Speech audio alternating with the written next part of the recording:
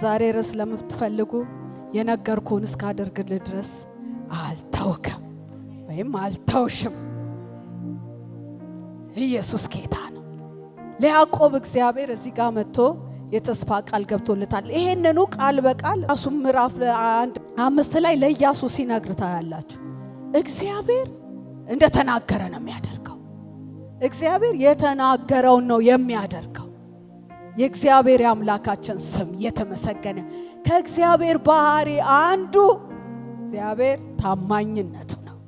የተናገረውን መፈጸሙ፣ የተናገረውን ማድረጉ፣ የተናገረውን ማከናወኑ ይሄ የእግዚአብሔር ባህሪ ነው። የእግዚአብሔር አምላካችን ስም ይባረክ። ሰዎች ቃል ይገባሉ፣ ቃላቸውን ላይፈጽሙ ይችላሉ። ሰዎች ቃል ይገባሉ፣ ቃል ይናገራሉ፣ ቃላቸውን ሊያጥፉ ይችላሉ። በተለያየ ምክንያት ቃላቸው መጠበቅ ሊያቅታቸው ይችላል። የኔና የናንተ እግዚአብሔር ግን ከማንም ተነስቶ ስለማይናገር፣ ከማንም ተነስቶ ተስፋ ስለማይሰጥ ያንተን የትምህርት ደረጃ፣ ያንተን የባንክ አካውንት፣ ያንተን ዘመዶች፣ ያንተን ዘር፣ ያንተን ችሎታ ወይም የሆነ ያንተን ነገር አስታኳ አይደለም የሚናገረው እግዚአብሔር። ለያዕቆብ በዚህ ስፍራ እግዚአብሔር ይሄን የተስፋ ቃል ሲሰጠው ያዕቆብ በምን አይነት ሁኔታ ውስጥ እንዳለ ብታስቡ እንዲህ አይነት እኮ ተስፋ የሚነገረው አይነት ሰው አይደለም።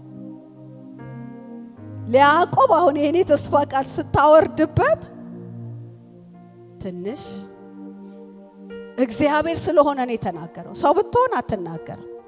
ያዕቆብ በምን አይነት ሁኔታ ውስጥ ነው ይሄንን የተስፋ ቃል እግዚአብሔር በሱ ላይ ሲያመጣ ብላችሁ ወደ ኋላ ወደ ላይ ከፍ ብላችሁ ስታዩ ከአባቱ ቤት ተሰዶ የወንድሙን በረከት አታሎ ከወሰደ በኋላ ወንድሙ በሱ ላይ እንደተነሳበት ሲያቅ ፈርቶ የሸሸ ሰው፣ ፈርቶ የሸሸ መጻተኛ ለመሆን ስደተኛ ለመሆን ወደ አጎቱ ቤት እየሸሸ ያለ ደግሞ ድንገት ምን ያለበት ፀሐይ የጠለቀበት ሰው፣ የመሸበት ሰው፣ ብቻውን የሆነ ሰው፣ ተስፋ የቆረጠ ሰው። እናንተን እስቲ አሁን ራሳችሁን በያዕቆብ ቦታ አስገቡት። ያዕቆብ ማቹርድ ያደረገ ትልቅ ሰውዬ አይደለም። ያዕቆብ ገና ወጣት ነው። ያዕቆብ ገና ከቤቱ የመጀመሪያ ጊዜ ነው ሲወጣ። ያዕቆብ የጓዳ ሰው ነው። ከናቱ ጋር ነው የሚኖረው። ልስልስ ያለ ሰው ነው። የውጪ ህይወት አያውቅም፣ እረኝነት አያውቅም፣ አደን አያውቅም። ኤሳው ነው ጎበዝ እያደነ የሚያመጣ። ያዕቆብ ከቤት ወጥቶ አያውቅም እና ተሰዷል። እየሄደስ ካራን ሳይደርስ ፀሐይ ጠለቀበት። ይቺ ፀሐይ ይቺኛው የምትታየው ፀሐይ ብቻ አይመስለኝም፣ ተስፋም አብሮ ይጠልቃል። እንዲህ ተስፋ ለሌለው ሰው መጥቶ ይሄ እግዚአብሔር እኔ የአባቴ አብርሃም የይስሐቅ አምላክ ነኝ ሃሌሉያ እና አወረደበት የተስፋ ማዕት። ይሄ የተኛበትን ምድር ላንተ እሰጣለሁ። እንዴ ይሄ ሰውዬ እኮ በትር ብቻ ይዞ አይደለም ምድር፣ ገና እኮ ቤት ሄዶ ጥገኛ ለመሆን ለመለመን የሚሄድ ሰው ነው። ካስጠጋው እሱ እርግጠኛ አይደለም። ምንም መርገጫና መቀመጫ የሌለውን ሰው ይሄች የተኛ አባት ምድር ላንተና ለዘር እሰጣለሁ አለ። የእግዚአብሔር ችሎታ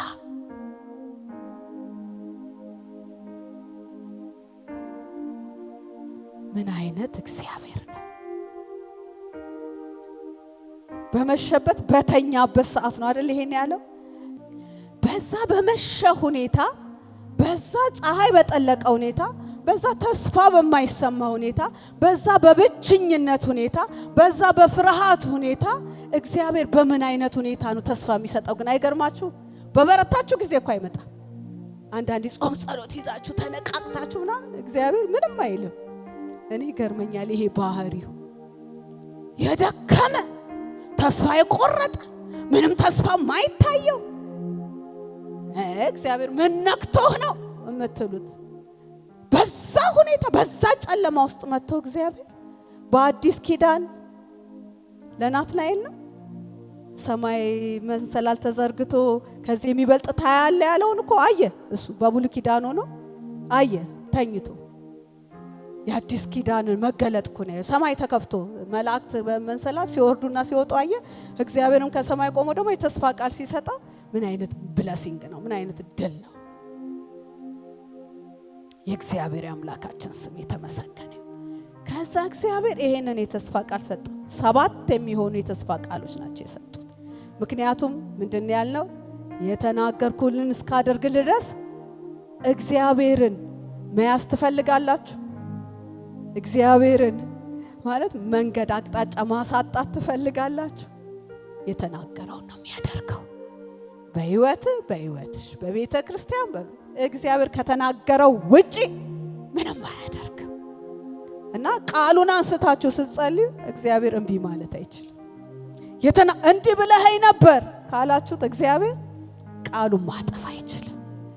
መዋሸት ስለማይችል ሐሳቡን ማጠፍ ስለማይችል እግዚአብሔር ስለሆነ ይዋሽ ዘንድ ሰው ስላይደለ እግዚአብሔር የተናገረውን በማድረግ ደግሞ እንደኛ ያለ አምላክ ያሳየ ማንም የለም።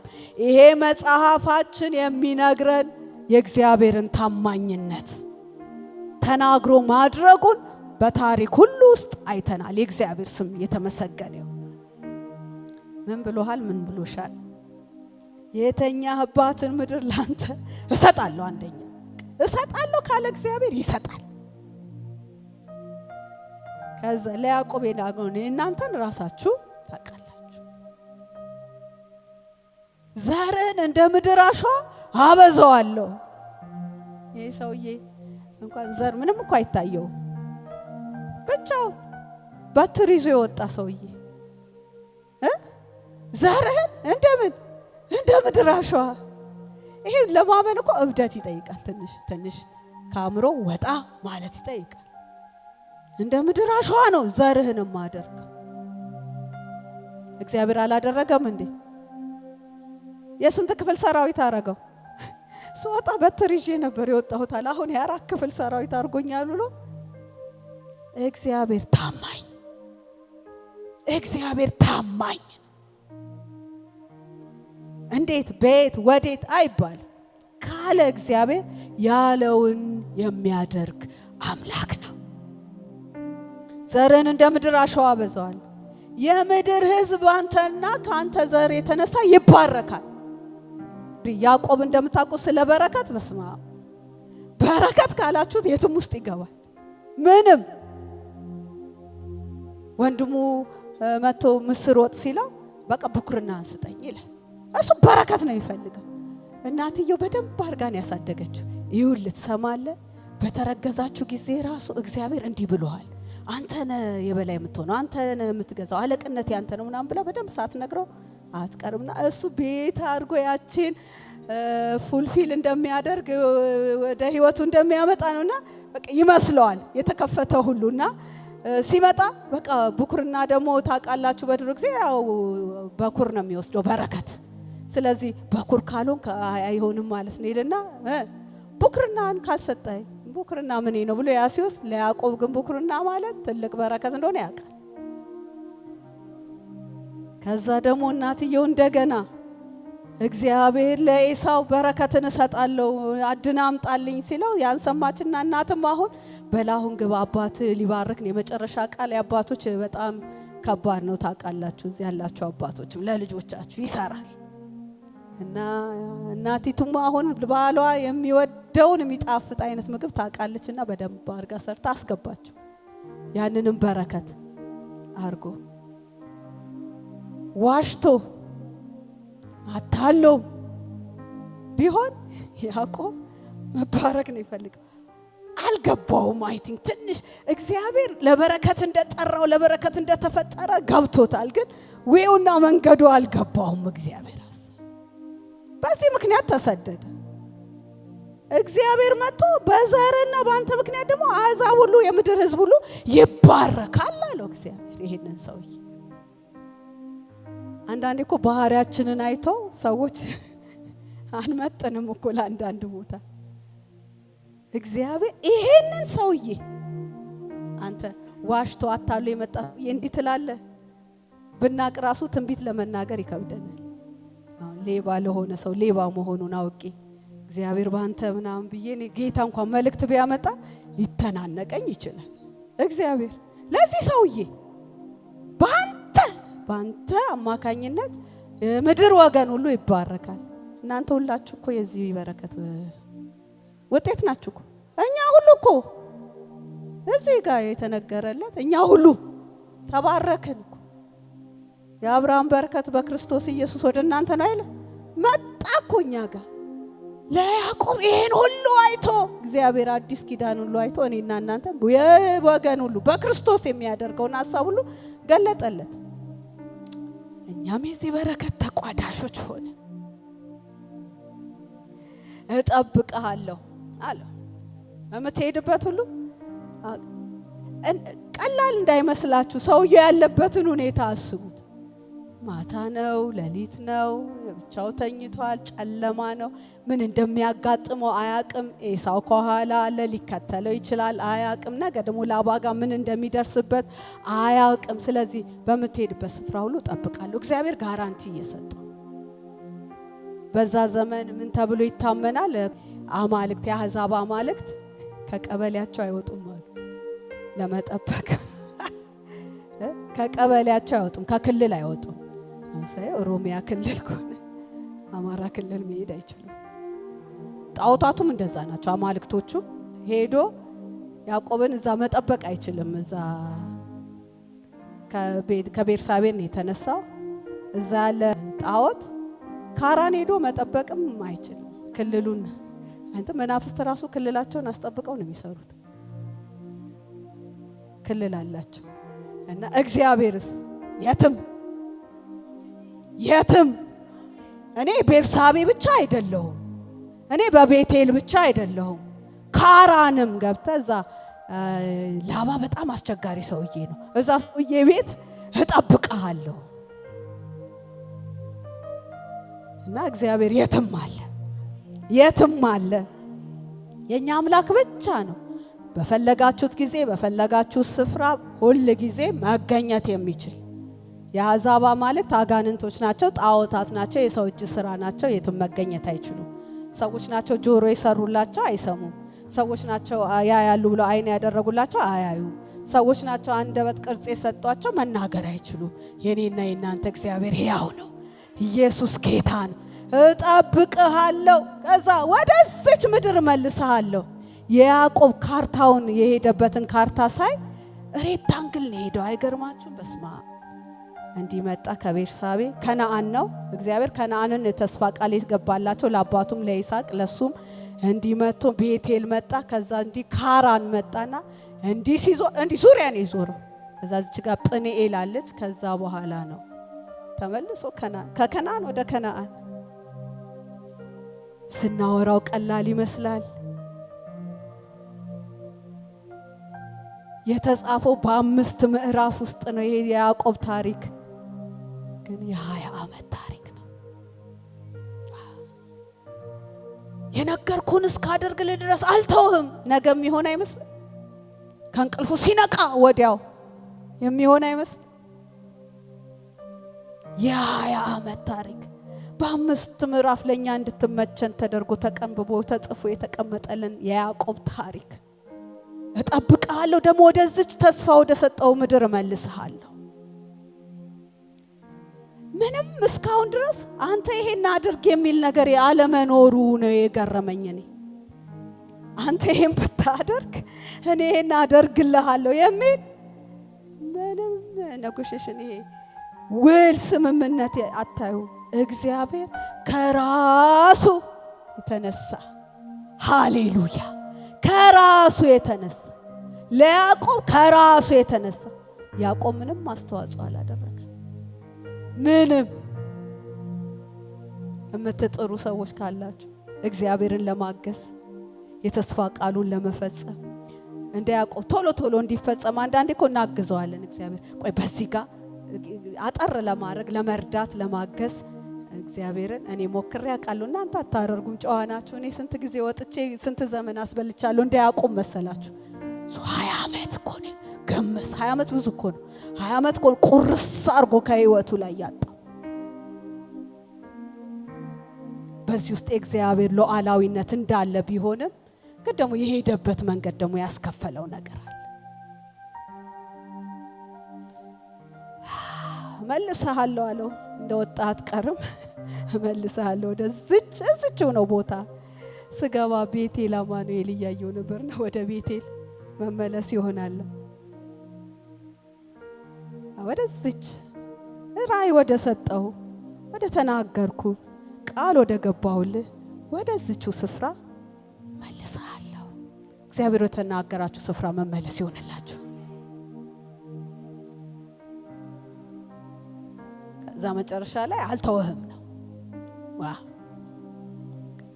ይሄን የነገርኩህን እስካደርግልህ ድረስ ፈጽሞ አልተወህም።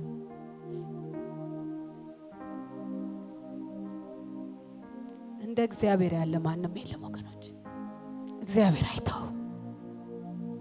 አይተውም ያለውን እስኪያደርግ። ሁኔታ ላይ መሰክር ይችላል፣ መንገዱ ላይ መሰክር ይችላል። ጽዮን አንድ ጊዜ እግዚአብሔር ትቶኛል አለች። እግዚአብሔር ትቶኛል ረስቶኛል፣ ከነፈጠሬ ረስቶኝ ትቶኛል። ደሱ የታለ እግዚአብሔር አለች ጽዮን። እኛም አንዳንዴ እንደምንለው ግን አለክ ግን ታያለህ ግን ትሰማለህ እንደምንለው ኢየሱስ ጌታ ነው። አይተው ያቺ የጠለቀይ ፀሐይ ያቺ ካራን ሳይደርስ የጠለቀይ ፀሐይ ጵኒኤልን ሲያልፍ ፀሐይዋ መውጣቱ አይቀርም። ቀኑ መድረሱ አይቀርም። የእግዚአብሔር አምላካችን ስም የተባረከ ይሁን። የተወሰኑ ግን ነጥቦችን እግዚአብሔር የተናገረውን ለማድረግ የተናገረውን እግዚአብሔር ለመፈጸም ሲመጣ ወደ ሰዎች ህይወት በመጀመሪያ ያዕቆብን በያዕቆብ ህይወት እግዚአብሔር የተናገረውን እነዛን 7 የተስፋ ቃል ሙሉ ለሙሉ ተፈጽመዋል። በሚገርማችሁ ሁኔታ 7ቱንም እግዚአብሔር የማንም ባለዕዳ አይደለም። የተናገረውን በተናገረው ነው እግዚአብሔርን የምትይዙት። አንዳንድ ጊዜ የዋሆች ነን እኛ። በጣም አልቅሰን አይደል እግዚአብሔርን ወላጆቻችን ሆዳቸው ወጮጭ አንዳንዴ ሳይፈቅዱ ራሱ እኛ ሳዝነናቸው ያደርጉልናል፣ ይፈቅዱልናል። ለልጆቻቸው ወላጆች ታውቃላችሁ ከሚጨቀጭቋችሁ በቃ ይሄው ምናምን ብላችሁ። እግዚአብሔር እንደዛ አይደለም። ጨክኖባችሁ አይደለም፣ ጨክኖብን አይደለም። ግን እግዚአብሔር ወይ ቆይ ትንሽ እስቲ ከንዝነዛው ልራፍ ብሎ የሚያደርገው ነገር የለም። እግዚአብሔር እንደ ቃሉ ነው፣ ጻድቅ ነው፣ ሉዓላዊ ነው። እና ምን አደረገ እግዚአብሔር? የኔ ተስፋ ቃል 20 ዓመት የሚያታክት ዘመን ኖረ። 14ቱን ለሚስቶች 7ቱን ለበጎች ኖረ 20 ዓመት። ከዛ ከ20 ዓመት በኋላ ሰውየው የሚወጣ አይመስለኝም ፓስተር፣ ሳይመቸው አይቀርም። ዝም ብሎ ሽመልመሌ ያደረገ ፍየል ያባዛል፣ በግ ያባዛል። በቃ የ4 ክፍል ሰራዊት ሆነ ሰውየው። ልጁ ይወልዳል፣ አንደኛዋ ትወልዳለች። ከዛ እኔን ያሰጠኝም ወይ ንትርክ ነው ቤቱ። በርግጥ ሰላምም የለውም ትዳሩ። አንደኛዋ ሰራተኛዋ ትሰጠዋለች። እንዲህ በቃ ቤቱ እንደዛ አይነት ታሪክ ነው ሰውየው እያሳለፈ ያለው። ግን ሰላም ነበረ መሰለኝ ሳስቡም ለመውጣትም አላሰብም። ከዛ እግዚአብሔር አቤቸር እኮ ነው። አንዳንዴ ምዕራፍ 31 ቁጥር 1 ላይ የላባ ወንድ ልጆች እንዳሉት ይሄንን ታሪክ ሳጠና ነው ያገኘሁት። ወንድ ልጆች እንዳሉት ላባ አላቅም። ያው ብዙ ጊዜ ሚስቶቹን ነው የምናስታውሰው አይደል? ሚስቶች ስላገባና ወንዶች ልጆቹ በአባታችን ሀብት እኮ ነው ባለጠጋ የሆንከው ምናምን ብለው ተነሱበት ማለት ነው። የአባታችን እኮ ነው። ከዛ እሱ ይሄን ሰማና ላባ ራሱ ምን አደረገ? እውነትም አለ። እዛ ፊቱን አጠቆረበት ይላል። ከዛ ልክ ይሄ ሁኔታ ሲመጣ እግዚአብሔር ተመቸው። መጣና በላሁን ተነስ ወደ አባት ቤት ተመለስ አለው እግዚአብሔር። አንዳንድ ጊዜ መቸት ብሎን የተቀመጥነው ሁኔታ አለ አይደል? እና ኮንፈርት ዞናችንን እንዲረብሸዋል ማለት ነው። እንዲህ የተመቸ ሁኔታ እግዚአብሔር ለተናገረው እግዚአብሔር የገባለትን የተስፋ ቃል ለመፈጸም የማይመቹ ሁኔታዎች አሉና እዛ ጋር ፊት የሰው ፊት እንዲነሳው አደረገ አደረገና አንዳንድ ቦታዎች እንደዛ ከሆነብን እኔ ላባን አልቀየመውም። እዚህ ጋር መቀየምም የለበትም ወይም የላባን ልጆች ካልሆነ ሰውየው ስለማይወጣ እግዚአብሔር በሉዓላዊነቱ ነው ይሄንን ያደረገው ብዬ ነው እኔ ማምነውና ስፍራ እንግዲህ ሲለቅ እነሱ ምቾቱን አሳጡት አይደል? ያለው ሁኔታ የሚመች አይደለም። ሴት ሚስቶቹን ጠራ። ያው እንደምታዩት ነው። ያባታችሁ ፊት እንደ ድሮ አይደለም፣ ተቀይሮብኛል። እነሱ እጅ ሰጡ። ያንዱን ሲዘጋ የሌላውን ይከፍት የለም። እኛ ከአባታችን ምን አለና ከዚህ በኋላ ሸጦናል እኮ አሉ። ሁለቴን የተቀበለባቸው 7 ዓመት ምን አይነት አባት ነው? እኛ እኮ ሸጦናል። አሁን ከሱ ርስት ራሱ ምን እናገኛለን? ከሱ ምን ጠብቀው ነገር የለም። ስለዚህ አንተ የወደድከውን አርገኛ ካንተ ጋር ነን አሉት። አባታቸውን ፊት ሲያጠው ሚስቶቹን ደግሞ ልባቸውን ሰጠው። ከዛ ተነስቶ ሄደ። 3 ቀን ጉዞ ላባ የት ነበረ? ከ3 ቀን በኋላ ነው ላባ ራሱ የሰማው። ያ ሁሉ ሰራዊት ሲያግዝ ማለት ነው። የለም ከ3 ቀን በኋላ ነው የሰማው። እንኳንም አዘገየው፣ ግን ቢዘገይም ራሱ ላባ ደርሶበታል። ስለዚህ መጀመሪያ የሚያደርገው ያ የተመቸውን ሁኔታ እንረበሸበት ማለት ነው። ረበሸበት። ያ ምቹ ሁኔታ ረበሸበት። የላባን ፊት ቀየረበት። የላባን ወንድ ልጆች ቀየረበት። ስለዚህ ያዕቆብ ያለው አማራጭ ማሰብ አለበት። ምንድነው ማደርገው? አሁን የመፍትሄ ሐሳብ ማምጣት አለበት። ስለዚህ ምን ማለት አለበት? እግዚአብሔር የተናገረው ማሰብ አለበት። እግዚአብሔር የተናገረው ማስታወስ አለበት። እግዚአብሔር ያለው ምንድነው? ወደዛች የተኛ አባት ምድር ላንተና ለዘር እሰጣለሁ፣ ደግሞ ወደዛ ስፍራ መልሳለሁ የሚለው የተስፋ ቃል ያዕቆብ ኮምፕሊትሊ የረሳ ነው የሚመስለኝ። የተስፋ ቃል ራሱ የገባውም አይመስለኝም። እግዚአብሔር ወደ ታች ዞር ዝቅ ብላችሁ ስታነቡ እግዚአብሔር የተስፋ ቃል ገብቶለት እግዚአብሔር የምበላው እንጀራ ከሰጠኸኝ፣ የምለብሰው ልብስ ከሰጠኸኝ ብሎ የጸለየው ይህን የሚያክል ትልልቅ አጀንዳ ሰጥቶት ማለት ነው። እግዚአብሔር አይገርማችሁ? የዘላለም አጀንዳ እግዚአብሔር እየነገረው ያዕቆብ አሁንም አልገባም። አንዳንዶቻችን እንደማይገባን ማለት ነው። እንጀራ ይላል በአንተ የምድር ሕዝብ ይባረካል የተባለ ሰው እንጀራ ብሰጠኝ፣ የዘር እንደ ምድር አሸዋ ይሆናል የተባለ ሰው እምለብሰው ልብስ ብሰጠኝ፣ አምላኬ ትሆናለህ አመልክሃለሁ ብሎ ለእግዚአብሔር ቃል አልገባ። አገኝቶም አልወጣም እኮ። ስለዚህ ከተመቻቸበት ቦታ እንዲያስብ እግዚአብሔር የሚያነቃ ነገር አደረገና አንዳንድ ጊዜ እንድንነቃ ነው። አንዳንድ ሰዎች ጨክነውባችሁ አይደለም ወገኖች፣ ጨክነውባችሁ ከፍተውባችሁ ምናምን አንዳንዴ አናስብ ስንል እግዚአብሔር የተናገረንን ስንረሳው ስንጥለው ፈጽሞ ከአእምሯችን ሲጠፋ እግዚአብሔርን እንድናስብ የተናገረንን እንድናስብ ሁኔታዎችን እንዲረብሻል። ሰዎችን ብቻ ላይሆን ይችላል። ኑሮ አይመችም፣ የሆነ ነገር አይመችም፣ ቤት አይመችም፣ ቤተሰብ አይመችም። እንድንወጣ እግዚአብሔር ያን አካባቢ ይረብሸዋል ማለት ነው። እና አንዳንዴ ይረብሻችሁ ካልወጣችሁ ስለማይሆን ከዛ እግዚአብሔር እጠብቅሃለሁ ብሎት ነበር አይደል? እሄድክበት ሁሉ እጠብቅሃለሁ ካንተ ጋር ሆናለሁ ብሎታልና እግዚአብሔር ከያዕቆብ ጋር እንደነበረ የምታውቁት ገና ሲሄድ ነክቶ ሲሄድ ወደ ካራን ሲደርስ ሚስቱ የምትሆነው ራሄል እየነዳች መጣች በጎች። ምን አይነት አመራር ነው! ሲጸልይ አታዩትም? እግዚአብሔር ወይ ምራኝ፣ ላባን አጎቴን አገናኝ ሲጸልይ ሰውየውን አታገኙትም። ብዙ መንፈሳዊ አይመስለኝም እንዳባቱ፣ ግን እግዚአብሔር ወዶታል። እና ራሄል መጣች፣ በጎቹን ውሃ አጠጣላት። ከዛ አገናኛት። የማልጅ መሆኗን ሲያውቅ አለቀሰ። እዛ ቤት ገባ። እዛ ቤት ሆኖ እግዚአብሔር እንዴት እንደጠበቀው ከሱ ጋር መሆኑን የምታውቁት እግዚአብሔር እንዴት እንደባረከው። 4 ክፍል ሰራዊት እኮ አደረገው። ሰውየው ንጉስ አደረገው እዛ ቤት።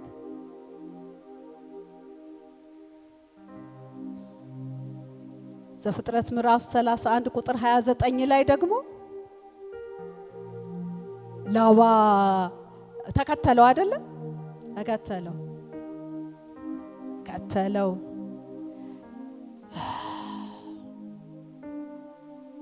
ለማጥፋትና ለመጉዳት ምንም ኃይል ቢኖረው ምንም አቅም ቢኖረው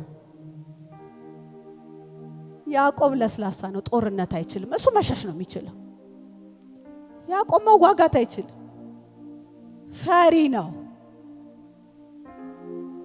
እግዚአብሔር ነው የሚያስጠነቅቅለት። ብዙ ጊዜ እግዚአብሔር ለላባ መጣና አይደለም መንካት እንዳትናገረው በክፉ ብሎ አስጠነቀቀለት። ይችል ነበር። አያችሁ እግዚአብሔር የተናገረንን እኮ ነገር ሃሌሉያ ማንም እኮ ነው የማያስቆመው። ማንም ኃይል አለው፣ አቅም አለው እኮ ጉልበት አለው ለማበላሸት፣ ለማቆም፣ ለመግደል፣ ለማጥፋት እኮ አቅም አለው። እግዚአብሔር ግን አይፈቅድም። ለምን? እግዚአብሔር የተናገረውን በእኛ ህይወት ውስጥ ማድረግ ስለሚፈልግ ማለት ነው። እግዚአብሔር አምላካችን የተባረከው።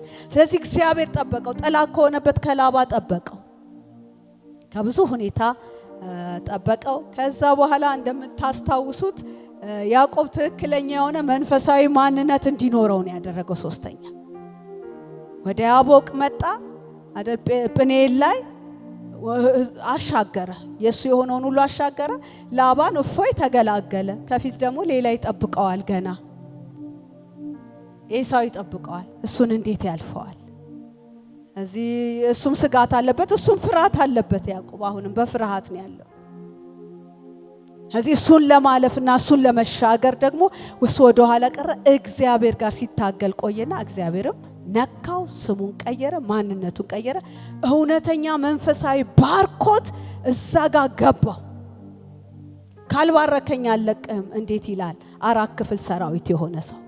ካልባረከኝ እንዴት አልለቅም ይላል 11 ልጅ ያለው ሰው። ካልባረከኝ እንዴት አልለቅም ይላል 2 ሚስትና የሚስቶቹን ገረዶች ልጆች ልጅ ያለው ሰው። የብዙ ከብቶች የብዙ ሺህ ከብቶች ባለቤት የሆነ ሰው። እውነተኛው እግዚአብሔር ይሄንን ባርካለሁ በአንተ አማካኝነት የምድር ሕዝብ ሁሉ ይባረካል የተባለው በረከት እግዚአብሔርን አይቶ ሰውነት መዳን መሆኑን የተገነዘበበት ስፍራ ነው ጵኒኤል። እግዚአብሔርን ፊት ለፊት አይቼው ድኜ ቀርቻለሁ። እዚህ ሁሉ እዚህ ውስጥ ያለው እኮ አይቶ የዳነ ሰው ነው አይደለም እንዴ? እግዚአብሔርን አይቶ ጌታ ኢየሱስን አይቶ የዳነ ሕዝብ።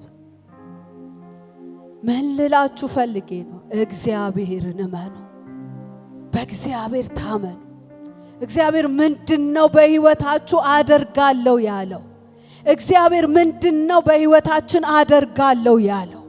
እግዚአብሔር በቤተ ክርስቲያን ምንድነው አደርጋለሁ ያለው? እግዚአብሔር በምድራችን ምንድነው አደርጋለሁ ያለው? እግዚአብሔር በከተማችን ምንድነው አደርጋለሁ ያለው? ሁኔታው ላይነግረኝ ይችላል። አሁን ያለውበት ሁኔታ ላይነግረኝ ይችላል። ላይነግርሽ ይችላል። እግዚአብሔር ግን ያለውን ከማድረግ ወደ ኋላ ቀርቶም አያውቅም። ደሞ የተናገረው ሳይፈጸም ቀርቶም አያውቅም። ለእስራኤላውያን አይደል በኢያሱ መጽሐፍ እግዚአብሔር ከተናገረው ነገር ያስቀረዋል። አንድ እግዚአብሔርን ማወራረድ ይቻላል፣ መጠየቅ ይቻላል ከተናገረው እግዚአብሔር። ለዚህ ነው ደግሜ የምላችሁ ከተናገረው በቀር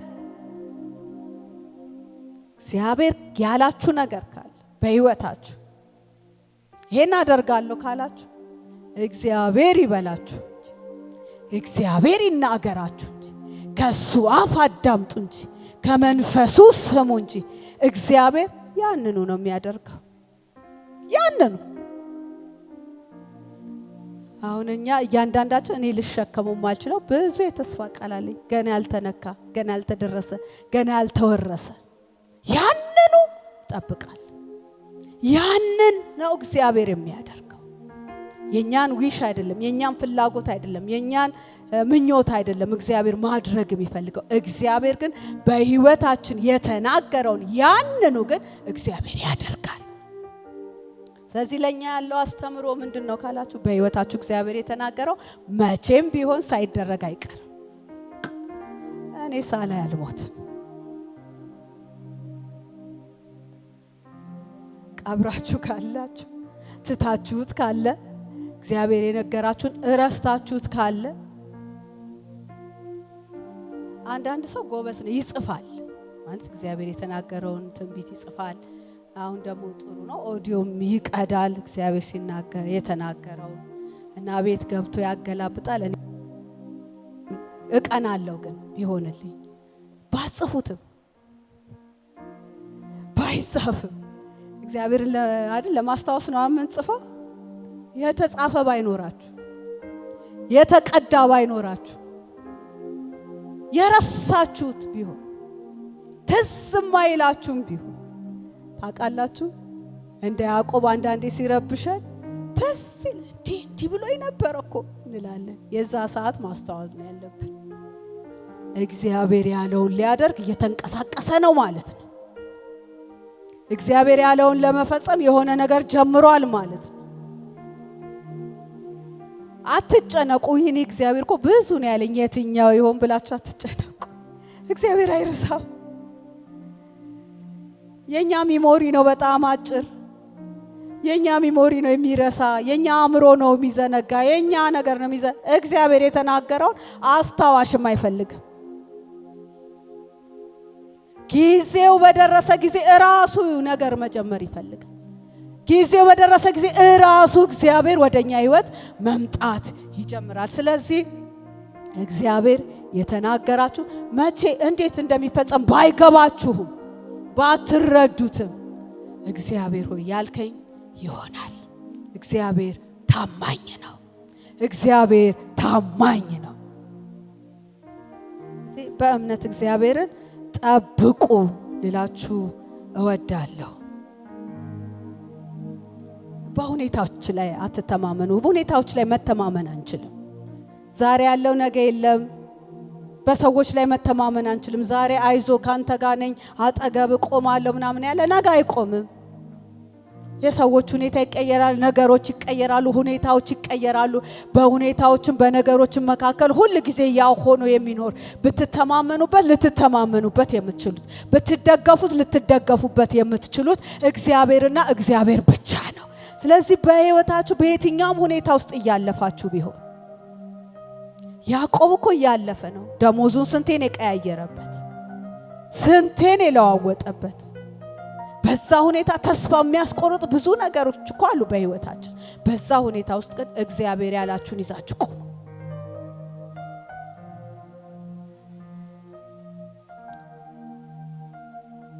ሁለተኛው እግዚአብሔር ከኛ ጋር እንደሆነ እንመል። እግዚአብሔር ከኔ ጋር ነው የሚል ሰው አለ ነው? ከኔ ጋር ከሆነ ታዲያ ይሄና ይሄ በዚሁኔ ይሄ ሁሉ ለምን ደረሰብኝ የሚል ሰው ካለ እግዚአብሔር ለዚህኛው መልሳል። አይፈራ። ልክ እንደ እንትና ማለት ነው ጌዲዮን አይደል? ፈርቶ በወይን መጥመቂያ ውስጥ ስንዴ እየወቃ መልአክ መጣና አንተ ጽኑ ኃያል ሰው እግዚአብሔር ካንተ ጋር ነው ሲለው እቺ ቀልድ ነው። እግዚአብሔር ካንተ ጋር ነው አላየም እንዴ? ሁኔታውን አልሰማም እንዴ? ዙሪያ ያለውን ነገር አያውቅም እንዴ? ጊዜውን ያገናዘበ ወቅቱን ያገናዘበ የኔን ሁኔታ ያገናዘበ ንግግር አይመስለኝም። ከሆንከት አለ ከሆነታ አለ እግዚአብሔር ከኔ ጋር። እግዚአብሔር ከኔ ጋር መሆኑን የሚመሰክረው ምኑ ነው? ሳላ ሁሉ ነገር ትክክል መሆኑ ነው። ምን ፈልገው ነገር ግጥምጥም ማለቱ ነው። በየትኛውም ሁኔታ ውስጥ እግዚአብሔር ካንቺ ጋር ነው። እግዚአብሔር ካንተ ጋር ነው። ባይመስልሽም ባይመስለንም እግዚአብሔር አሁን ከቤተ ክርስቲያን ጋር ነው። እግዚአብሔር ከህዝቡ ጋር ነው። ማይመስሉ ብዙ ነገሮች ቢኖሩም እግዚአብሔር ከኛ ጋር ነው። አማኑኤል ሆኖልናል። እዚህ በየትኛውም ሁኔታ ውስጥ ብታልፉ እግዚአብሔር ከናንተ ጋር እንደሆነ እርግጠኛ ሁኑ።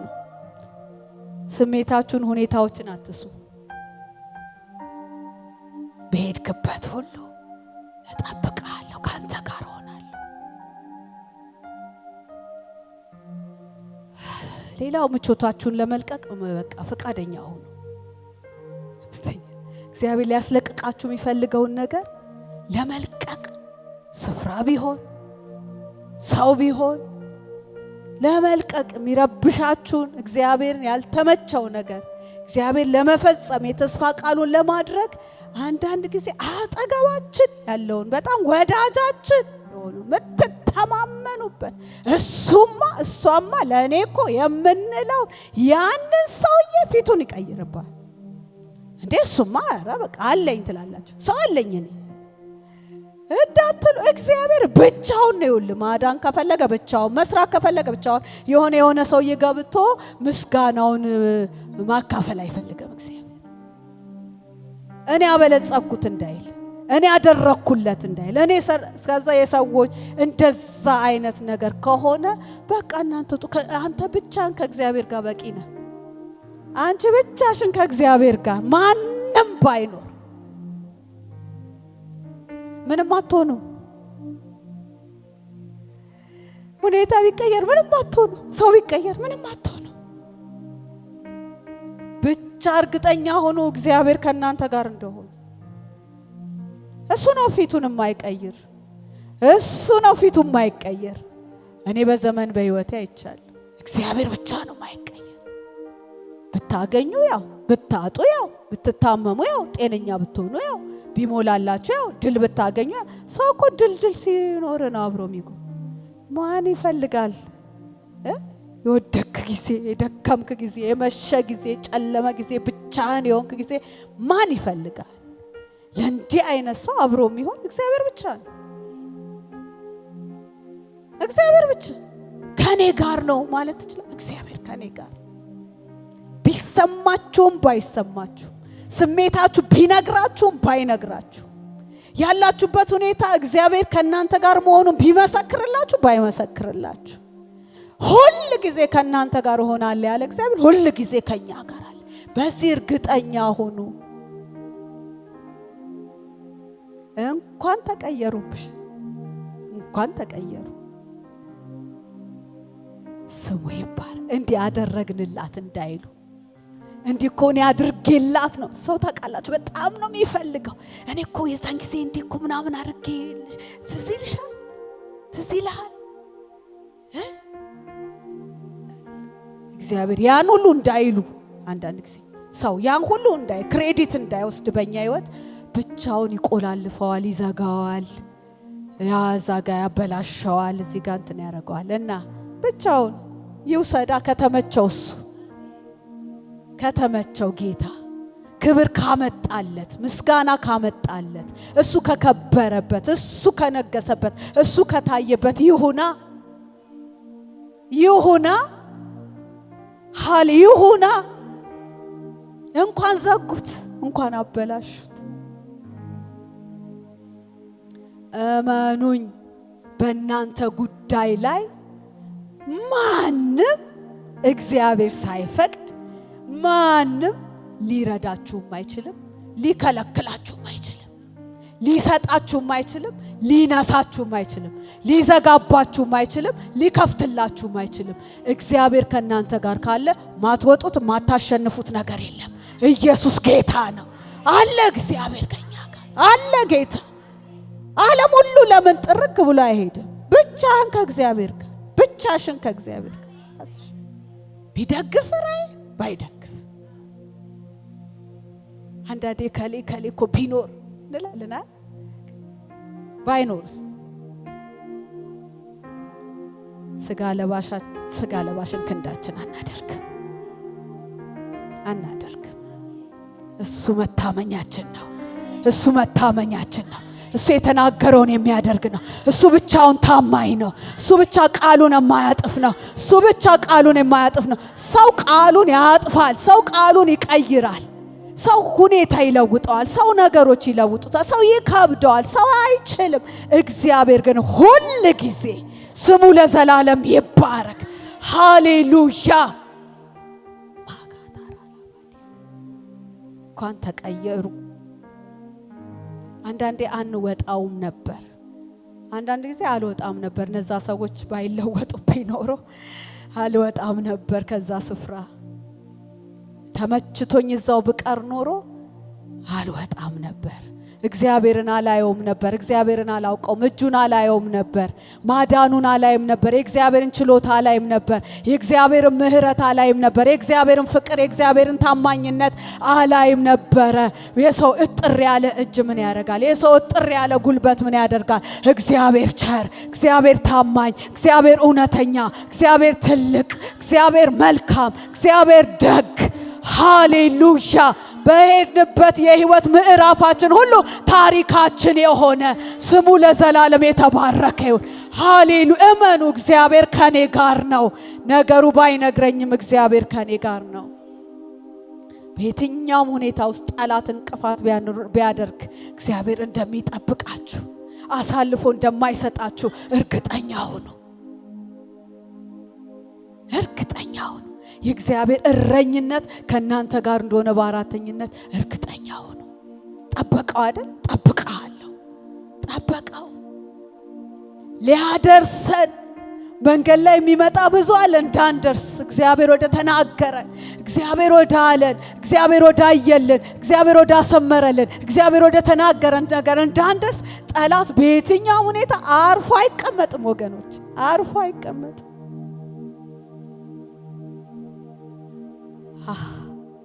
ከኛ በላይ እኮ ነው። እውነት ነው። ጉልበት አለው እኮ። እውነት ነው። ሊያጠፋን እኮ ይችላል። እውነት ነው። ሊያስቆመን እኮ ይችላል። እውነት ነው። ሊዘጋብን እኮ ይችላል። እውነት ነው። ሊገለን እኮ ቢፈቀድለት ይችላል። ስላልተፈቀደለት ዛሬ ላይ አለን። እግዚአብሔር ስላልፈቀደ ዛሬ ላይ አለን። ስለጠበቀን ስለተጠነቀቀልን ዛሬን አለን። ነገን ምን እንኖራለን። እግዚአብሔር የተናገረልን ነገር እስኪያደርግልን ድረስ አይተወንም። እግዚአብሔር አይተወንም። እግዚአብሔር ሕዝቡን አይተውም። እግዚአብሔር ሕዝቡን አይጥላቸውም። እግዚአብሔር የርስቱን አሳልፎ ለማንም አይሰጥም። ስሙ ለዘላለም የተባረከ ይሁን። በየትኛውም የህይወታችሁ አቅጣጫ እግዚአብሔርን ልትታመኑ ትችላላችሁ። እግዚአብሔር ልትደገፉ ትችላላችሁ። ጌታ ኢየሱስ ክርስቶስ በሲኦል ከሞተ በኋላ ተቀበረ 3 ቀንና 3 ሌሊት። መዝሙረኛው ዳዊት ስለሱ ሲዘምር ምዕራፍ 16 ቁጥር 10 ላይ ነፍሴን በሲኦል አትተዋትም፣ እንደሚያስነሳው አባቱን ታምኖ እኮ ነው የሞተው። እኛ እኮ እቺ ትንሽ ምናምን ነገር ስትገጥመን ሞት የሚያክል ነገር እግዚአብሔርን ታምነት ሞታል ያስነሳኛል ብሎ በሶስተኛው ቀን ያስነሳኛል አባት በሲኦልማ አትተወኝም። እና እናንተ እንዴት ነው ያው ሆናችሁ በሆነ ነገር እግዚአብሔር ይተወኛል ይረሳኛል ብላችሁ የምታስቡት? ምድራችንን እንዲሁ እግዚአብሔር የሚተዋት ይመስላችኋል? ቤተክርስቲያንን እንዲሁ እግዚአብሔር የሚተዋት ይመስላችኋል? ህይወታችሁን እንዲሁ የሚተው ይመስላችኋል? አንዳንዱ የኔማ አያልቅም እዚህ እኮ ይሄን ሳልፎ ይሄኛውን ሳልፎ ይሄኛው ሳልፎ እንደው እንትኑ ራሱ ሲቀጣጠል ራሱ እኮ መከራ ነው። ልክ እንደ ያዕቆብ ማለት ነው። ዘፍጥረት ምዕራፍ 47 ላይ ነው የፈርዖን የጠየቀው እድሜ ስንት ነው ብሎ የጠየቀው 130 ናት አለና ግን ምን ያደርጋል መከራ ነው አለ።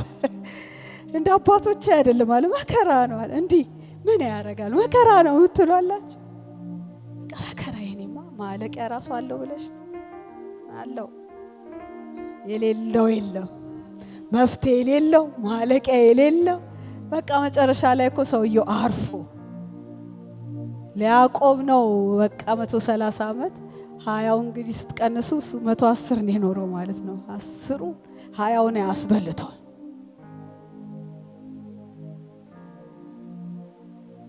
እመኑት እግዚአብሔርን። በእኔ ላይ ካንተ ፈቃድ ውጪ ሌላ የሚሆን ነገር የለም ብላችሁ የእግዚአብሔር ደግሞ ለእናንተ ያለው ፈቃድና ምክር በእውነት መልካም እኮ ነው። ፍጻሜው እኮ መልካም ነው። ያማረ እኮ ነው። የዘላለም ረፍት እኮ ነው። የዘላለም ሕይወት እኮ ነው። እግዚአብሔር የተናገረውን የሚያደርግ አምላክ ነው። ጌታ ኢየሱስ ጌታ ነው። በአዲስ ኪዳን ላይ ሆኜ ይህን ሳልናገር ቦርድ ነውር ይሆንብኛልና የተናገረን አለ አይደል ጌታ። እንደ ማህበር እንደ ክርስቲያን እንደ ቅዱሳን ደግሞ ምን ጠብቀው ተስፋ የለንም። የተናገረውን በማድረግ የሚታወቅ ጌታ ይሄ ደግሞ ኢየሱስ እኔ ሄዳለሁ አለ። እንዲህ እንዲህ ያያችሁኝ እንደሄድኩ እንደዚሁ ይመጣል ደግሞ ያሳርፈናል። በዚህ ምድር ባለ ጦርነት በዚህ ምድር ባለ የህይወት ሰልፍ የደከማችሁ የዛላችሁ የታከታችሁ ጌታ ደግሞ ድንገት ይመጣል። አሁን ይመጣ ይሆን? ምሳ እየበላን ይሆን? ዛሬ ማታ ይሆን? አናቅም።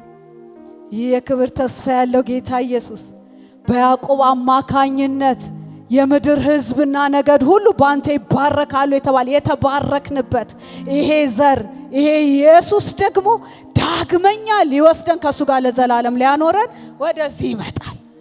ይሄ ከምንም በላይ ተስፋችን። ቅድም ያልኳችሁ እግዚአብሔር በዚህ ምድር ስንኖር የሰጠን የህይወት ዓላማ አለ። ስንኖር እግዚአብሔር በዚህ ምድር በእድሜያችን 70 ይሁን 60 ይሁን የተቆጠረች አለች የተሰጠች። ያችን ስንኖር እግዚአብሔር በዚህ ምድር አደርገዋለሁ ያለን ነገር አለ።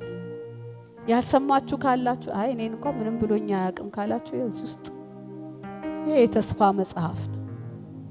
በዚህ መጽሐፍ ውስጥ ያለ የተስፋ ቃል ሁሉ የእናንተ ነው። ገልጣችሁ እግዚአብሔር ወይ እንዲህ ብለሃል ብላችሁ መጸለይ ትችላላችሁ። በተለያየ መንገድና አቅጣጫም እግዚአብሔር በልዩ ሁኔታ ዓላማውን ፈቃዱን የገለጠላችሁ በነቢያት በህልም በመልእክት ወደ እናንተ የመጣ የእግዚአብሔር ቃል ካላችሁ አደርጋለሁ ካለ እኮ እሱ ይችላል።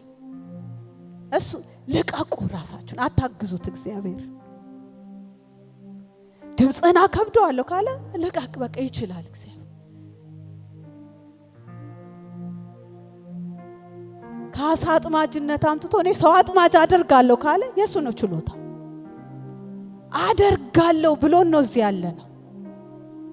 በእግዚአብሔር ችሎታ ላይ ረፉ። በእግዚአብሔር ችሎታ ላይ፣ በእግዚአብሔር ታማኝነት ላይ፣ በእግዚአብሔር እውነተኛነት ላይ እግዚአብሔር አይዋሽም። ይሄን ብዬ እንጸልያለን። አንድ ጊዜ ይሄ ምስኪን የሚመስል የእግዚአብሔር ሕዝብ ከግብጽ አወጣው እግዚአብሔር በታላቅ ኃይልና ክንድ ተአምራት አወጣው። ከዛ ምድረ በዳ የሚጓዝ ሕዝብ ነው። ምድረ በዳ የሚጓዝ ሕዝብ መና የሚበላ ውሃ ደግሞ ከአለት የሚጠጣ ሌላ ምግብ የለው። ምድረ በዳ ደግሞ አዋራ ነው እንደምታውቁት። ወዝ የለውም፣ ልብስ አይቀያየርም፣ ጫማም አይቀይርም። እና ግን የሚያስደነግጥ ህዝብ ነው። የሚያስጨንቅ የሚያስረብሽ ህዝብ ነው። ባላቅን ታውቁታላችሁ፣ ንጉስ ነው፣ የሞዓብ ንጉስ። አንድ ህዝብ እየመጣብኝ ነው አለ። አንድ ህዝብ እየመጣብኝ ነውና በላም የሚሉት ደግሞ አንድ ረጋም ያለ ከረገመ ይውላችሁ ጠብ አትልም ቃሉ ይሆናል። እግዚአብሔር ለዛ ነው መንገዱ ላይ ቆመው እና ሟርት የማይሰራው በክርስቶስ ደም በተዋጁ ሁሉ ብቻ ላይ ነው። ይሰራል፣ ሌላው ላይ ይሰራል። መናፍስቱ ዓለም እኮ ይሰራል፣ በንግግር ይሰራል። ሟርት አይደል እኛ ላይ አይሰራም። እና መጣ ሊራገም እግዚአብሔር ከለከለው እኮ ለዛ ነው ካፉ ጠብ አይል። ከዛ እንዳትሄድ ብሎታል እግዚአብሔር። ግን ያንን አልፎ መጣ። አንዱ ተራራ ላይ አቆመው። ሲያይ በቃ እግዚአብሔር የበረከት ቃል ያኖራል፣ ይናገራል። አንተ እኔ እንድትረግም ነው የጠራሁ እንድትባርክ አይደለም። ቆይስ ደግሞ ቦታ ልቀይር ይልና በዛኛው ተራራ ላይ ደግሞ ይወስደዋል። ከዛ ዛም ሲሄድ ያንኑ ነው የሚናገረው። መርገም አልቻለም። ቆይ አሁን ሌላው ቆይ ቦታ ልቀይር እያለ እየቀያየረ ምን እንደየጠበቀ እንደሆነ ታውቃላችሁ። ድንገት እግዚአብሔር ሐሳቡን ቀይሮ እንድረግሞ ከፈቀደ እኮ ብሎ ነው። ከዛ እግዚአብሔር ምን ቢል ጥሩ ነው? እግዚአብሔር ይዋሽ ዘንድ ሰው አይደለም ያለው እኮ እሱ ነው ራሱ። አንዴ ባርኮታል ይሄንን ህዝብ፣ አንዴ ነግሮናል። ሐሳቡን አይቀይርም እግዚአብሔር። እግዚአብሔር ባንተ ሐሳቡን አይቀይርም። እግዚአብሔር ባንቺ ሐሳቡን አይቀይርም። እግዚአብሔር በቤተ ክርስቲያን ሐሳቡን አይቀይርም። እግዚአብሔር በህዝቡ ሐሳቡን አይቀይርም። አንዳንዴ የማይመች ህይወት ሊኖረን ይችላል። አንዳንዴ በማይሆን መንገድ ላይ እየሄድን ሊሆን ይችላል። እግዚአብሔር መቼም ሐሳቡን አይቀይርም። እኔ 10 ምናምን ዓመት አስበልቻለሁ እንደ ያዕቆብ ለማገልገል ጌታ እንደጠራኝ አውቃለሁ። ግን አይ እያልኩኝ ቆይ አይ እኔ እየሰራው አይ እኔ እያልኩ ገመሰው አልኩ። ግማሹ እግዚአብሔር ሐሳቡን አይቀይርም እኮ። አታስበሉ እንዲህ ካላችሁ ዘመናችሁን አታስበሉ። እግዚአብሔር ሐሳቡን የሚቀይር መስሏችሁ ቆይ በዚህኛው በኩል ቢሆን በዛኛው በኩል ቢሆን እግዚአብሔር ቆይ ቢያሻሽለው ብላችሁ አሻሽለው አይቀይርም። እግዚአብሔር ሰው አይደለም። እኔ ቢያሻሽልልኝ ደስ ይለኝ ነበር፣ እኔ ቢቀይርልኝ ደስ ይለኝ ነበር፣ እኔ የሆነ ባለ ጠጋ ቢያደርገኝ ደስ ይለኝ ነበር፣ ነግጄ የሆነ ነገር ብሰራ ደስ ይለኝ ነበር። ግንስ እግዚአብሔር አይቀይርም። እግዚአብሔር ያላችሁን ያንኑ ነው ማድረግ የሚፈልገው። ከሱ ጋር ተስማሙ። አሜን ይሁንልኝ በሉ። እንደ ማርያም አሜን ነውኝ ባሪያ እንደ አፍ ቃል ይሁንልኝ በሉ። የተነገረላት ቃል ይፈጸማልና ያመነች ብጽዕት ናት አይደል? አሜን ነው የሚባለው። እግዚአብሔር ካላችሁ አሜን እንደ አፍ ቃል ይሁንልኝ ነው የሚባለው እንጂ እንዴት ወዴት በምን ሂሳብ አትስሩ። ለዚችም አጥቢያ እግዚአብሔር ያለው ነው የሚሆነው። የተናገረውን እስኪያደርግ እግዚአብሔር አይተዋችሁም፣ አይተውህም፣ አይተውሽም። ሰዎች ያሉት አይደለም የሚሆነው፣ ሁኔታ ያለውም አይደለም የሚሆነው፣ ጠላትም ያለው አይደለም በእኛ ላይ የሚሆነው። እግዚአብሔር ያለው ይሆናል። እግዚአብሔር ደግሞ ያንን በራሱና በራሱ ብቻ እጆቻችንን ይዞ ጥፋት መንገድ እኮ ሆነን እኮ አልፈልግም እያልን አልፈልግም፣ በቃ ከዚህ በኋላ አልፈልግም። አክርፋችሁ እግዚአብሔር መጸለይ አልፈልግም ብላችሁ ቃሉንም አልገልጥም ብላችሁ አላገለግልም፣ በቃ ከዚህ በኋላ አልፈልግም እግዚአብሔር። እንዴ የተጣላ ሰው አለ እንዴ እዚህ ጋር ከእግዚአብሔር? አኩርፋችሁ እግዚአብሔር የታል? በቃ ዝም ብሎ ሁሌ ትንቢት ብቻ ነው እንዴ? በቃ ያልከውን አድርግ በቃ ከዚህ በኋላ ብላችሁ እኔ እኮ ብዬ ስለማ እናንተ አትሉ ጨዋ ናችሁ። እግዚአብሔር በቃ አሁን እኔ ተስፋ ቃል እኔ መስማት አልፈልግም ከዚህ በኋላ ያልከውን ልዑል እኮ ነው እግዚአብሔር ነው እኮ ምንም ማን ወላዳው ግን እግዚአብሔር በቃሉ ታማኝ ነው። የምናልፍበት ሁኔታ እንደዛ እንደሚያናግረን ይገባዋል። ፈተናው እንደዛ እንደሚያደርገን ያውቀዋል። ግንስ ይሄ እኮ አልጀመርንም። እግዚአብሔር ያለንን እኮ መኖር አልጀመርንም። እግዚአብሔር የተናገረንን እኮ መኖር አልጀመርንም። እግዚአብሔር በእኛ ሕይወት የሰጠንን የተስፋ ቃል እኮ ገና መኖር አልጀመርንም ወገኖች። ቤተ ክርስቲያን ገና አልጀመረችም። እግዚአብሔር የተናገረላትን ክብር እኮ ገና መኖር አልጀመረችም። እግዚአብሔር የተናገረልንን እኮ ኃይልና ሙላት ገና አልለበስንም። እግዚአብሔር የተናገረውን በቤተ ክርስቲያን ማድረግ ይጀምራል። ሃሌሉያ! ለዛ ተዘጋጁ። እግዚአብሔር የተናገረውን ሊያደርግ አሁን ወቅቱ ነው። አሁን ጊዜው ነው። አሁን ንቁ ወገኖች። አሁን ምንተኛበት አይደለም። አሁን ምናንቀላፋበት አይደለም። አሁን ምንዝልበት አይደለም። አሁን ምንጠወልግበት አይደለም። አሁን የምንነቃበት ጊዜ ነው። እግዚአብሔር ለማድረግ በእያንዳንዳችን በግል ቢሆን በቤተ ክርስቲያን ቢሆን እንደ ክርስቶስ አካል ቢሆን በዚች ምድር ላይ የጌታ ቀን ስለደረሰ የጌታ መምጫ ስለደረሰ እንዲሁ እንዳይደርስባችሁ እንድትነቁ ህዝቡን እንዲሁ ስለማይተው ይህን መልእክት ለእናንተ ለማስተላለፍ ነው ደስ የመጣሁት። የተናገረሽን እስኪያደርግልሽ ድረስ ለማንም እኛን አሳልፎ አይሰጠን።